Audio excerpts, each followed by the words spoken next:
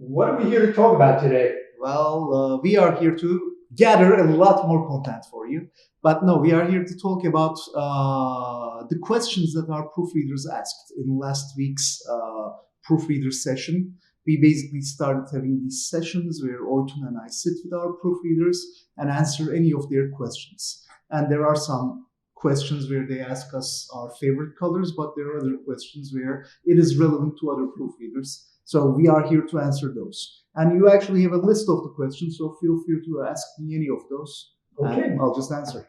Okay, well, so we'll jump in. Proofreader Casio asks, how do we use Spellcheck in MotaWord projects? MotaWord is a translation system that uses the full power of your browser.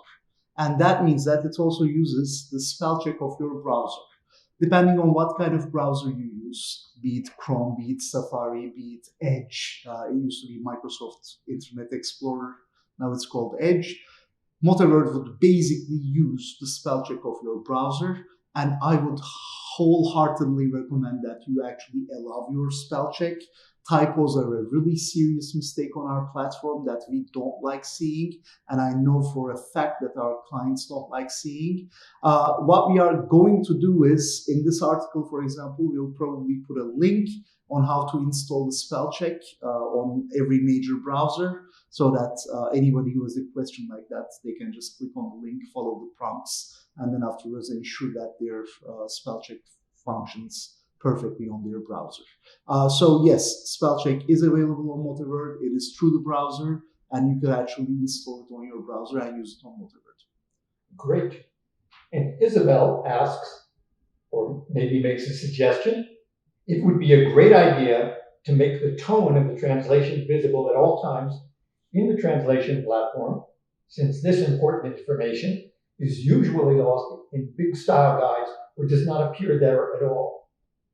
Whenever this is not clear, sometimes text and context don't help. Proofreaders find both tones mixed and often spend more time than necessary amending something that could easily have been prevented. What are your thoughts on that? Consistency and the style of translation are really important, and they change based on the needs of the client.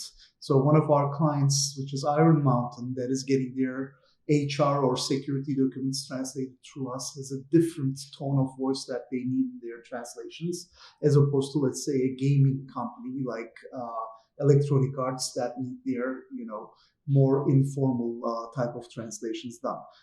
So we rely on the style guide that we prepare with the client in order to respect that tone of voice. Plus, we rely on the glossaries. Laura asks, is there a way to improve the review page or to print it? It's sometimes hard to view the source document and the translated one and check that everything is okay. The characters are too small. Well, this sounds like a UI. It is. And I remember answering this question during the meeting. And this is actually something that we also answer on Intercom when some proofreaders tell us, hey, they cannot see the review page.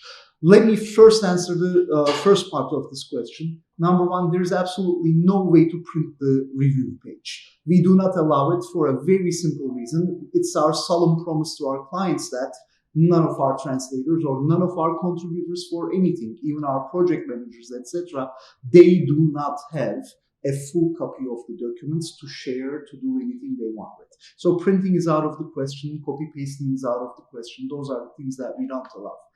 But as far as getting the review page seen, in certain projects, it is not totally necessary. For example, if the document that we are translating, if the content that we are translating is an Excel file, the preview page or the review page would be really short, really small, etc., and would be quite unnecessary because our translation editor would show those strings If the document that we are using, for example, is an Excel file, the document that we are translating is an Excel file, it is much preferable to use the translation management system of MotaWord, the translation editor, to review the whole project over and over again, because the Excel is not going to show you anything. It doesn't carry any stylistic inferences, etc. It basically would do a poorer job of showing you the content. And yes, it would be much smaller because we are trying to restrict ourselves to a one screen. So just using the translation editor is a better idea. For CSV files, for XLIF files, or for any kind of programmatic language files, the review page is actually not very useful. But if you are having a problem reviewing a Microsoft Word document or a PowerPoint document, yeah, then definitely, by all means, just go to Intercom, let us know. Sometimes there are errors and we'd love to get those fixed, but usually those are the type of errors we encounter less and less as our systems get more robust. Great. Well, I guess that was all 3 questions. We look forward to having the meeting this week, coming up with more questions and answering all of them. You can just leave a comment down at this blog, or you could actually just ask us your questions anytime you want by either joining the meetings that we hold for the proofreaders, or by very simply going on the MotaWord.com and asking your questions directly to one of our colleagues on our intercom app. Thanks a lot, guys. Bye.